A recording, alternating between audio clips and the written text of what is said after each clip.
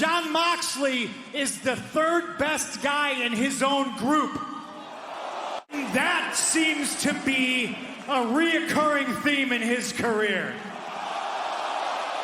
Hello, everyone. Welcome to the Jobber Circle Wrestling Podcast. Of course, we are back with a rating of AEW House of Dragon. Yeah, it was just like a promotion for the new HBO Max show. Yeah, the House of Dragon. Yeah, they casually were just throwing in the storyline for House of Dragon. Yeah. During matches, it'd just be like, oh, one royal family rose in the kingdom. And it's like, okay. The Dragon Slayer, Demon Slayer, whatever. But nonetheless, I guess this is one of the bigger AEW special events. I mean, this is kind of bigger than Quake at the Lake or Battle of the Belts. Like, why do they still do what is Battle of the I have a bone to pick with Battle of the Belts. It's literally Battle of the Belts every year is like they try to make it this big thing, but it's literally 1 hour of 3 matches that usually most people retain. Like this, like Battle of the Belts is not. Yeah, it's like an hour of my life that I can't get back. Right? Like I mean, good matches this year and the past year, but it's just like there's like really make it a pay-per-view. There's no need for a Battle of the Belts 1 hour special. But that's the thing. That's the thing. I wouldn't pay for a pay-per-view. Well, I mean, if you literally made every single belt on the line, Oh, okay, that's kind of true. Yeah, that's the thing. Maybe that's what they're building for. I don't know. But I really don't get it why it's like every other Saturday or one Saturday out of the month or something. And yeah, exactly. And then especially for us, like we got to keep better track of these special events because it seems like AEW is now doing them like all the freaking time. When it's like too many to keep up with. Yeah, like it's kind of make it a special TV thing. But I mean, I guess they had to get a few out the way. But so who knows how it's going to be looking forward. But nonetheless, so this AEW special House of Dragon. What? He's almost knocked that over. He's pulling on it. Yeah. That's fine. We got Logan down here, so he's kind of keeping my feet warm. So yeah, it started off with Chris Jericho. This just CM Punk promo. CM Punk calling out Hangman Adam Page, who didn't show up, and he called him a coward for that. Was he even there? That's what I thought. He didn't show up at all. He didn't show up at all. Huh. Yeah. Interesting. And but CM Punk's proving, I mean, he still got the pipe bombs. Still throwing shots at Moxley, throwing shots at Eddie Kingston. I mean, some of the things like saying that Moxley's always been the third best in his, group. Yep. Of course, Shield referring back to the Shield. Saying that Eddie Kingston is the third best Eddie that he's been in the ring with. And that's what I mean, Eddie Guerrero. And I'm pretty sure he was talking about Eddie Edwards. And then saying in the second best Kingston, obviously, of course, Kofi Kingston, some more shots. And then, of course, Moxley came through some shots. And I just like the trolling of, Moxley's notoriously long entrance. And CM Punk's like, I'm going to do Snow Angels until then. Yeah. I feel like anytime CM Punk does I get pipe bomb promo, I guess, whatever you want to call it.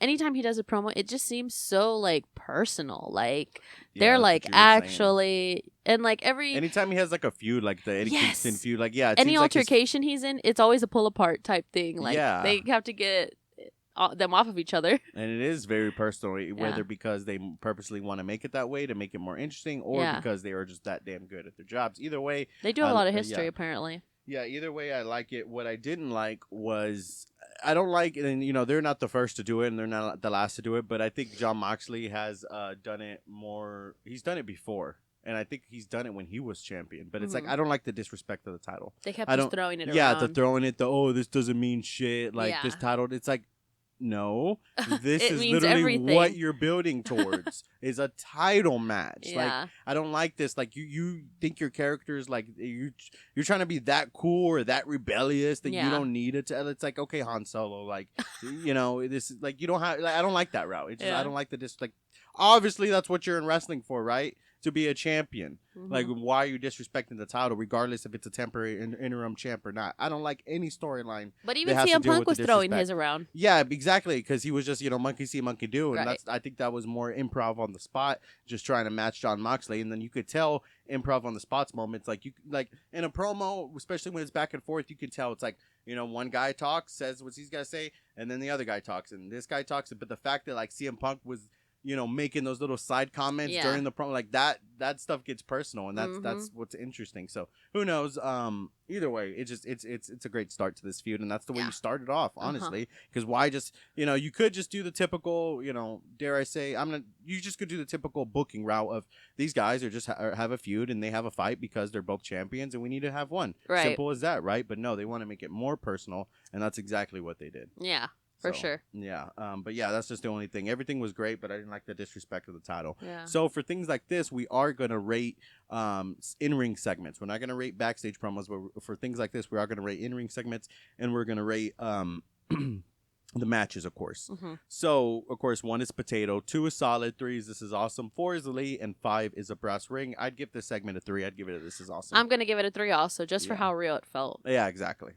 Yeah. The Will Hobbs promo, we had a Will Hobbs promo backstage. Of course, that's building towards Will Hobbs and Ricky Starks. So, kind of called him out there on his own. Yeah, the breakup of Team Taz. We haven't talked about that as of late. I know. Yeah. Hook, new FTW champ. Hook is the new FTW champ. He's just defending. Yeah, and they did a promo with him, too, that he's going to face it against some Zach Clayton. Yeah, from I don't want to say it's just some guy because hey, maybe some people know him and he's good, so we'll check him out and go from there. Yeah. But yeah, I think when Team Taz broke up, I think you pointed out how Taz kind of made it clear how all 3 members of Team Taz essentially did something behind their back without telling them, which was I think Ricky Starks doing the open challenge. Yes. Hook coming out and accepting and winning the open challenge, and then Will Hobbs had already kind of stabbed Ricky Starks in the back after that. So Taz was like, based on all 3 of them doing shady shit, I'm out. Like, I'm done with all 3 of you. Yeah, which is kind of bittersweet because I've always been a huge fan of Taz. And Team Taz, I did like Team Taz, but it did seem like after the whole Brian Cage thing, they were kind of getting lost in the shuffle. But now, I mean, look what you come out of it. I mean, Ricky Starks is already rising up in superstar status. Hook, kind of skyrocketed to superstar status, kind of. It's just kind of up from him from here if he's going to keep going up or if he's going to stay stagnant. So we'll see that. And then Will Hobbs obviously has a lot of potential, so we'll see where that goes as well. Oh, yeah, for sure. Ricky the Dragon Steamboat appearance. That was good. He was pretty funny. Timekeeper / bell ringer for the night. Yeah. I guess. And he just fit in with the House of Dragon. Yeah. Yeah. And so I guess he was a guest timekeeper for Daniel Garcia and well, see, I thought it was Garcia and Danielson, but he ended up staying there like the whole night, didn't he? That's true. Maybe he was just hanging out. He went back to he probably liked it. He's like, yeah. He's like, I'm just going to go back, sit out there on the table. Yeah. And then right there, cool. Of course, we had the Judas sing along and Jericho on commentary. Yeah. And of course, that was building towards the Danielson. Is it just Garcia me match. or was he just kind of standing there waiting for the music to end? Yeah, he kind of was. He was kind of soaking it in, just waiting for his cue, and then he's like, "Yeah, it was right when they started chanting the last part of the song." He's like, "All right, I'm gonna go sit down." Yeah. That 2 out of 3 falls match, the House of Dragon match. Wow. That went for like 3 commercial breaks. I was impressed. It was a pretty lengthy match, and it was good. But it was so technical. Like I feel like those 2 just work so well with each other. That's why they respect each other so much. Yeah, and I think this was an unofficial passing of the torch, kind of, because it just shows that Daniel Garcia can hang with Danielson, and he did. Especially and he got one fall out of him. Yeah, exactly, and just amazing match, and it just like I said, an unofficial passing of the torch, of course, because Brian's not done. Yeah, and they're probably gonna fight plenty of times, and this was their 3rd time. Yeah, this was like his how do they say, like his breaking the glass, like he's coming out like he's like legit here to be a badass, basically. Speaking of badass, his entrance song, I didn't realize his entrance song was that new? I think it was. I think it was a maybe he's been coming out to the Jericho song so long I forgot his entrance song. But I think so basically my point is Daniel Garcia grew on me because when he first came in with 2.0, it was interesting, and they didn't really fit together. Like they're still together, but it's they are. They needed something different, and that was the Jericho Appreciation Society. True. Yeah. And then now, basically, so, that's why I said it wasn't the official passing of the torch because Brian ended up winning the match. And then, we got that kind of something interesting after, right? Yeah. So I guess they're like kind of hinting towards Daniel Garcia. You think Daniel Garcia could join Blackpool Combat Club? Because that's they're kind of hinting that he wanted. So Jericho comes up behind and attacks Brian Danielson, and this is after he was trying to shake his hand. Like they were trying to just be respectful at the end of the match, and Daniel Garcia is like, whoa, like, dude, don't do that. Like, you know, he's cool. And so he's like, dude, like, whose side are you on? And then it kind of just like, yeah, I don't know where it's going to go from here. Yeah, so we'll see. Jericho wants to call him out, have a face-to-face in the Next ring week. to see what side he's on. So, yeah, that's one. We'll just have to see where it goes. The match itself, I'd give it, man, I think I'm going to give it a 4. Oh, I was going to give it a 3. A 3? Yeah. But, Just, man, I was going to say, considering the end. Well, because you know how we, you know, for our ratings, we put everything into account. And True. I think, to be fair to put everything into account, like, this was not on a pay-per-view. So does that bring it down a little bit? But then that's not fair to say. Like, it's because it was pay-per-view worthy. It was pay-per-view worthy. Damn. So then we shouldn't take account of that. Yeah. I think I'm going to side with you. A 4? I'm going to give it a 4. Yeah. We're going to give it a 4. Okay. We'll give it a 4. Yeah. So, of course, we have a Swerve in their glory Private Party promo. So that's going to be the next, I guess, tag team feud. And that's good. Private Party deserves a... Well, they're ring number 5 right now. Yeah, but, you know, they've been there since they're like one of the AEW Day Oneers. So, yeah they deserve a run, honestly. And that was a funny promo. When Isaiah got into Keith Lee's face and he's just with the stick of gum. Yeah. Yeah, that was good. Yeah, and then after that, we had, like, Moxley ran in. We had the second CM Punk Moxley so pull random. apart. Yeah, the second pull apart. Yeah, it was random, but it just, I like that. That was, Do we even rate that? It already happened. Yeah, well, I guess, both of them together, it'd still be this is awesome. Yeah. Just because the feud is starting off awesome. For sure. You know what I mean? Yeah. So, what was after that? Oh, we had that JIS promo, Ricky Steamboat. It's a backstage promo. Yeah. But, that's what I was trying to remember what they said. It was actually really funny. Yeah, you sent me a video of it because I was doing something in the middle of stepped away that. for a second, but I thought it was funny. So apparently that's just when Jericho came out and, told Daniel Garcia he wants to know whose side he's on, wants to confront him next week in the ring. And then Ricky Steamboat comes and, like, him and Jericho kind of going at each other. Jericho's like, I haven't liked you for 15 years and blah, blah, blah. And so, like they were just basically, like, throwing jabs at each other. And then who's the skinny guy in 2.0? I can never remember his name. I thought both their names were like Matt and Jeff. Matt and Jeff. Like, his name is actually Jeff. Well, Matt is the one that has the accent, right? Okay. So the other one. Entertainer. Yeah. So the other one, like, went up to Steamboat after Jericho walked off and was like, yeah, like, basically, like, agreeing with him. And Ricky Steamboat chopped the shit out of him. It was so funny. Because, of course, he wasn't going to do that to Jericho. Right, so right. He's like, let me do it to just this guy, This little, rookie. That was the funny part. But they're not rookies. But they're they're good. They're good. See, they're comedic. Yeah, comedic exactly. wrestlers. They have their place, and that's awesome. Like when Jericho made that. Dang, what was it on? I think it was on somebody's podcast.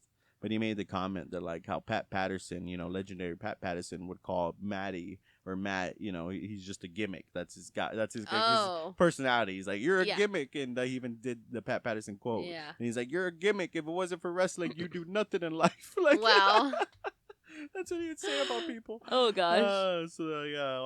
Rip, legendary Pat Patterson. The Gun Club versus Varsity Blonde squash match. Literally, within seconds, they come out, and then Varsity Blondes just drop, and they're gone. And I was actually thinking, when I saw them, I was like, okay, here they are. Like, maybe they're going to make a comeback without Julia Hart. Yeah, they lost Julia Hart, and then they lost his match in 2 seconds. Sure enough, in seconds, they were done. And then I think, of course, you find out afterwards that the whole point of this match was for Billy Gunn to come out and for his own sons to turn on him. I know, like, Jim Ross was so deep. I'm sorry, but I know, that was a little extra. This was a rush segment. The segment was rushed, and the commentary was cringe.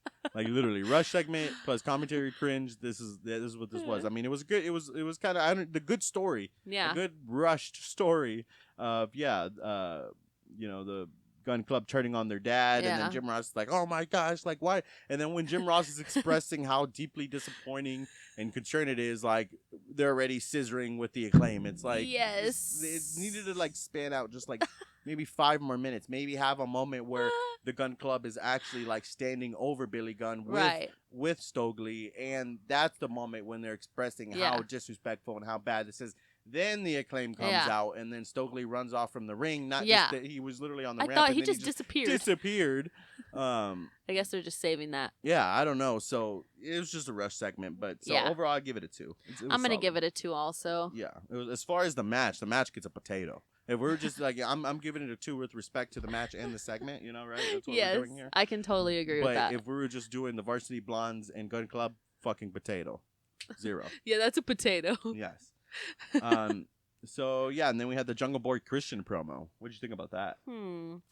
This is a little sketch. I really don't know what to think about this. So of course, you're just concerned with Jungle Boy wearing black and like Luchasaurus wearing black, but I think that's just symbolizing that he's not dressed like what's the jungle guy's name? Yeah, like Tarzan. That's what they're symbolizing, that he's trying to, look cooler. Yeah, and that's always a color look cooler is black. Why do you think I've worn it all my life? No, I'm just kidding. Yeah, because you're cool, babe. No, I wore it all my life because I don't know, makes me feel invisible. I love it. Yeah. Well, maybe that's how Jungle Boy feels. He's over here like calling. Okay, so the first thing I want to mention is that Jungle Boy apparently got in trouble for wearing his pussy shirt. Oh yeah, you can bleep that out if you want, but yeah, I was like. Apparently, he said that they told him to never wear it. I know. Yeah. They told him to never wear it on television again, so which kind of sucks because I'd buy it. Right. But yeah, so then he, challenges Christian to a match. Christian comes out as like, no, the typical heel move. But I love how Christian just like, it's a different type of heel. Like that's like, I don't know. That's like me and my friend Walt. I mean, if you if you listen to CayVin Universe, you know who Walt is. But me and Walt would message back and forth, and just like he's like, dude, like I forgot how good Christian is, and I told him too, like it's promos like that. That's like, it's like he's not just like, he did have his weeks where he came out and was a typical like heel, dare I say MJF type heel, where he was just throwing shots. But this, he was like the I don't know, like, how do you say, like, the weasel or, like, the rat? Like, everything, we could just forget everything, just come back. He's like, you're like a son to me. You're like, just come back home. And then whenever Jungle Boy attacks him 2 minutes later, he's like, I fucking hate you. Oh, God, it's too funny. That was awesome. I feel like Christian's, this is a good way to put it, Christian's promos are making him relevant still. Yeah, that's true. That's very true. Because he doesn't wrestle much anymore. I mean, he does have his matches, but... Yeah, with all due respect to Matt Hardy, Christian, like, found his place, in AEW. I think he has. He was kind of stagnant there with Jungle Boy and Luchasaurus, but look what they ended up turning it to. Right. The storyline too. So yeah, he's definitely finally. I hope the match actually goes through. They really didn't actually say yes after all. Yeah, but I think after that Jungle Boy attacked him. He freaking put his arm on the steps, stepped on it, and then he was like banging his head against the steps before everyone finally pulled him apart. This was like, the freaking security guards had a night. They did their job. Like especially that one with the long blonde hair. He freaking was in every pull apart tonight. That's Theory's younger brother. Yeah, Austin Theory's younger brother. I saw something already on Twitter. It's like Austin Breeze. No, looks like Tyler Breeze and Austin Theory. No, I saw something on Twitter. It's like Theory's little brother Thesis. Thesis. Theory and Thesis. Oh, that's great. That's great. It's funny. So then after that, it was just the Wardlow promo. Like I was saying, they're really putting trios together. Yeah, technically they were in the Pinnacle. They're just throwing these threes together. Yeah, but I like the way they explain it. With FTR saying like, hey, Wardlow didn't need our help, but we're not gonna let him go out there and get jumped. So like, he's cool with us. Yeah. Like, here we are. So and FTR. It sucks that they didn't have a match, but it's building towards Jay Lethal and Satnam Singh, and is the other I always forget his name, but the guy with the oh Jesus, is he gonna be involved? The pencil? The pencil? Yeah, it's a trios. That should be like Did we rate the what was the one we were just talking about? Oh, the Jungle Boy Christian promo. Yeah. I'm gonna give it a 3. We do have to rate that. That was an in-ring promo. Yes. Yeah, I'll give it a 3. I was gonna say more of a 2, but no, after we talked about it, 3 sounds good. I'll say 3. I'll give it a 3. So, but yes, back to your question. Satnam Singh is gonna be a part of the match, I think. He makes the 3. Well, Who else?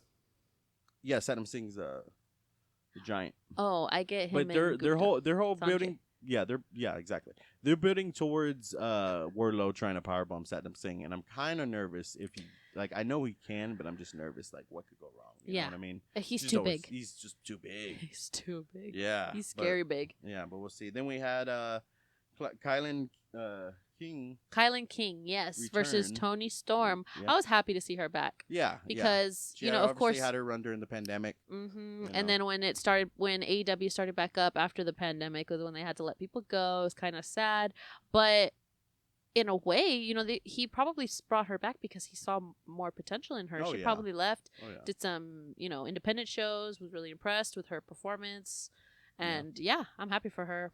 But she did job. So she did job. The match gets I mean, you know, that's building Toni Storm up for her match against Thunder Rosa. Thunder Rosa. I'd give no that more match Thunderstorm. That happened for like 2 weeks. I think they're trying to do like this, like keep your friends closer, your enemies closer kind of storyline with Thunder Rosa. So they haven't. I don't think they've really attacked each other yet. So with Thunder Rosa after the match when she was looking backstage, you know, doing that slow clap, she kind of did have her face like, oh, this puta, like, you know what I mean. So she did have that kind of look. So. The match gets a 2, a solid match, and obviously I'm gonna give it a 2 just to build up Toni Storm a little bit, give her you know, something before this storyline keeps going. Yes. Then we had the Trust Busters promo. Of course, you know, we had Sonny Kiss join them. Yeah. So we'll see. Got Parker Bordeaux. I said Bordeaux. Parker Bordeaux. So, you know, he even put on Twitter, everyone's like, oh, he's the next Brock Lesnar. And he put on Twitter, he's like, no, I'm the first and only Parker Bordeaux. Like, you know what I mean? That's a good way to put it. Yeah, exactly. He's not in WWE, so. Yeah, exactly. So I'm kind of, I don't really know much about the Trustbusters as other people, but, you know, we'll see. We'll see more. Rampage. Yeah, and then when it comes to the trios, I don't know if Sonny's going to be the manager or is that guy, Kevin Federline, if that 2005 Kevin Federline looking dude's going to be the manager. With all due respect. What's with this hat? His upside down hat. I'm just like, you know what I mean? Yeah. And then the trios match, the main event. Oh. The whole reason why we decided to film this episode. Literally. No, it was a good show overall. Yeah. But everyone, of course, was always wondering who was going to be the trios, who's going to be the Young Bucks third in the trios match against La Facción de Gobernable. Yeah, that was pretty good. Yeah, I'm Hispanic and I can't even speak Spanish. Yeah, donde? Oh my God. That lady was like, donde? And I was talking to me? Yeah. Finds out after donde means where. I'm like, maybe she's not talking to you. Yeah, we were traveling this weekend. If you want to know more about it, listen to our next CayVin Universe episode. Yeah. But yeah, I go, but yeah, I'm in the elevator and I walk out and the lady, the maid's like, donde? And I'm like, you talking to me? And then I go back into the hotel room. I'm like, babe, what does donde mean? Like, and where? She's like, what? I was like, I was walking out of the hotel room and she looked at me and said, donde? Or walking out of the elevator, she said, donde? And I was like, what? Donde what? Like, what? Oh, gosh. It's too funny. Yeah. But yeah, the trios match. From the beginning, we freaking said it doesn't feel like it's gonna be Kenny Omega. Yeah, it's like it doesn't feel like the right time for some reason. But then sure enough, Justin Roberts gets handed the golden paper with the script. Yeah, and so we knew I right immediately away. knew. I was like, okay, that's the Kenny Omega's intro. Like, it's so long. And sure enough, long behold, in the flesh. Kenny Omega's back. I was excited. I was excited, and I'm still excited, but was concerned. Yes. You know, because he did have that compression shirt. At first, I thought it was part of his gear. Like, you know, he was like doing the actual like Metal Gear Solid. I thought he had like a robotic arm. Gear. Yeah, something like that. Like that's what something Kenny Omega would do. Yeah. But yeah, it just turns out it's like, yeah, is he gonna always wear that? Is he wearing that until he gets a little bit better Maybe shape? it was just to be cautious. But then did he come back too early? Like, but he was still performing well. He was still performing. He just had a little bit of rust, you know, of course, as they pointed out. But he's still, you know, he's still Kenny Omega. Exactly. You know The crowd still loved him. Mm-hmm. I have the hiccups. I'm sorry, but the crowd still loved him. He was missed, and I'm just glad he's back. And I hope this made the night. This definitely made the night. It was freaking awesome. We'll see where they advance in the tournament. Exactly. If you ask me, top 3 wrestlers right now, see Kenny Omega fell to number 2 only because he was gone. Seth Rollins took that number 1 spot, and then, you know, of course, Roman's got to have number 3. Oh, yeah. You know what I mean? Mm-hmm. Ooh, that's hard because then look at AEW. Well, that's what I mean. You'd probably have to have a top 3 in AEW and your top 3 in WWE. See, because you can't merge them because then you could put Brian number 3 instead of because if you're that doesn't make me think who would be your top 3 overall. Yeah. Yeah, that would have to be hard. You'd have to do separate lists because number 3 can go to Brian, it could go to Roman, it could go to Mox. It could go to Jericho just on principle alone with his longevity and just how he's still freaking Yeah. top tier. Yes, that's so true. It could go to anyone. Like I dare say like Jericho is like gotta be on my Mount Rushmore. Like if Eddie Guerrero is on my Mount Rushmore, Jericho has to be on my Mount Rushmore. But then it's like that's hard because then who's the other two? Because then the other two you would have to put in between, Undertaker, Rock, Stone Cold. Rock and Stone Cold. I think as far as Mount Rushmore goes, it's either The Rock or it's either Stone Cold. Both you have to pick one to represent that generation. You cannot have two. I'm sorry to say. So, and it wouldn't be Hogan. I don't want Hogan on Mount Rushmore. Get it out. I've never liked Hogan. No. Even since I was a kid. Maybe it's because I wasn't born or grew up in the 80s and 90s, but I just never liked Hogan. Sorry, people. Get your ass out of here. I'm an Undertaker guy. So, like, Undertaker would be on my Mount Rushmore. Ooh, I'd have to say, Undertaker, Stone Cold, Eddie Guerrero. That fourth one's hard because I want to put Jericho there. I want to put Triple H there. I want to put The Rock there. I want to put, because my Mount Rushmore is going to be an alternate version of the typical, glorified, money-making stars because I've always been into the alternate type of characters, as far as wrestling and anything goes. But anyway, we went off on a tangent. We'll have a Mount Rushmore episode. That'll be fun. I'd love to talk about my all-time favorite, Eugene. Your Mount Rushmore will be Gilbert, Eugene, Gilbert, the Brooklyn Brawler, the Grubbly Gooker. That's Kaylin's Mount Rushmore. I know. I recently heard about Gilbert. Gilbert, and he changed my life. Gilbert. But as far as Kenny Omega in this match, I'd have to. I want. Like I said, as far it's a pay-per-view worthy match. It doesn't get quite a brass ring, especially because it's Kenny Omega's first match back, and they just as usual AEW ended with the rush finish. Literally, yes, 10 it's like seconds, gotta go. 10 seconds before it gets off the air. Of course, Young Bucks, Kenny Omega win. They advance to the trios tournament. Awesome. Yeah, I can't wait for these trios belts to be crowned. But they're showing Kenny Omega and Young Bucks celebrating, going up the ramp, and all of a sudden, the last 10 seconds, it spans to the ring. Andrade does his, like, oh man, I forgot what that move is called on the spot, but he does his, special DDT move to Dragon Lee, Rush's little brother. In the process, Dragon Lee's mask accidentally comes off. So literally his mask comes off and then he immediately has to go like that. And then they just pan back and they're like, oh, sorry, we're out of time, everybody. It's like. So they just turned on him and that's it? They just turned him in the last 10 seconds and that was it. I mean, obviously it's probably just because he wasn't really on AEW TV before and that's just a way to write him off. And now it's just going to be, Andrade and Rush. They needed to have someone for this trios match, but obviously they lost the trios match. Yeah. So they don't need a third anymore. True. So now it's just going to be Andrade, Rush, and, Jose or whatever. Jose? But, yeah, I hate they did that with the Jericho Eddie Kingston barbed wire match, which was an awesome match. That match, was an elite match, but the last 10 seconds was the main spot of throwing Jericho in the pit of barbed wire, which if you even saw like the special like social media footage afterwards, that was legit barbed wire that was cutting they him. Were they cutting had to it use all a around wire him.